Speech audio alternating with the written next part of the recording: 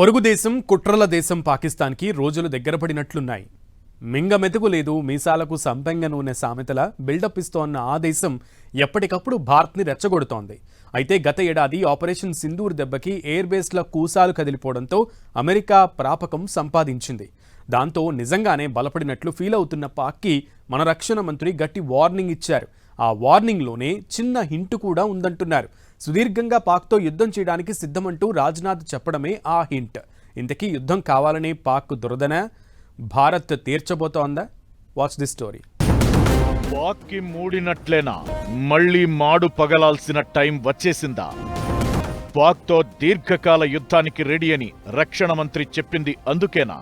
శనివారం మోగిన beep message war readiness లో భాగమేనా? పాకిస్తాన్ ఈ మధ్యన అతివాచాలత్వం ప్రదర్శిస్తోంది.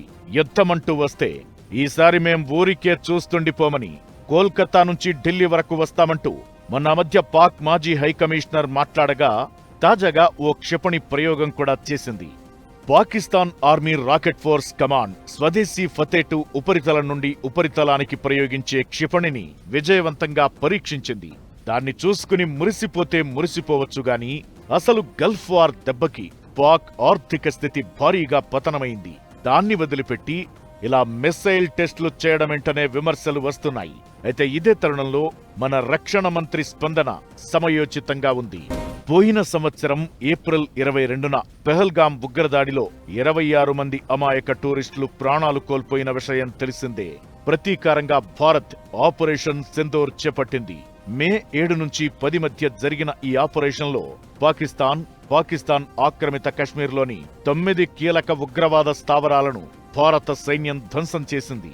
అలాగే వందలాది మంది ఉగ్రమూకలను హతమార్చింది. పోయిన నెలలో నేషనల్ సెక్యూరిటీ సమ్మిట్ 2.0 జరగ్గా అందులో రాజ్నాథ్ సింగ్ కొన్ని వ్యాఖ్యలు చేశారు. మన దేశమే పాకిస్తాన్పై దాడి చేసింది, ఆపింది తప్ప వేరెవరో వచ్చి ఆపింది లేదన్నారు. అంతేకాకుండా అవసరమైతే పాకిస్తాన్తో సుదీర్ఘకాలం యుద్ధం చేసేందుకు భారత్ సిద్ధంగా ఉందని తెలిపారు. దీంతో ఒక్కసారిగా హీట్ పెరిగిపోయింది. నిజంగానే పిచ్చి ప్రేలాపంల పాక్ మరోసారి కవ్వించి దెబ్బతినడానికి సిద్ధమయ్యిందా ఏంటనే సందేహాలు బయలుదేరాయి. అందుకే డిఫెన్స్ మినిస్టర్ ఇలా స్పందించారేమో అని కొందరు అంచనా వేస్తున్నారు. మరోవైపు దేశంలో అత్యవసర పరిస్థితుల్లో ఎలా స్పందించాలనే అంశం, అలానే ఒకేసారి అందరికీ కామన్ మెసేజ్ పంపడమే లక్ష్యంగా కేంద్రం నేషనల్ డిజాస్టర్ మేనేజ్మెంట్ ఆధ్వర్యంలో బీప్ మెసేజ్ పంపింది. ఈ పరిణామాలన్నీ చూస్తే ఓవేళ ఆపరేషన్ సింధూర్ 2.0 లోడ్ అవుతుందేమో అనే అనుమానం రావడం సహజం.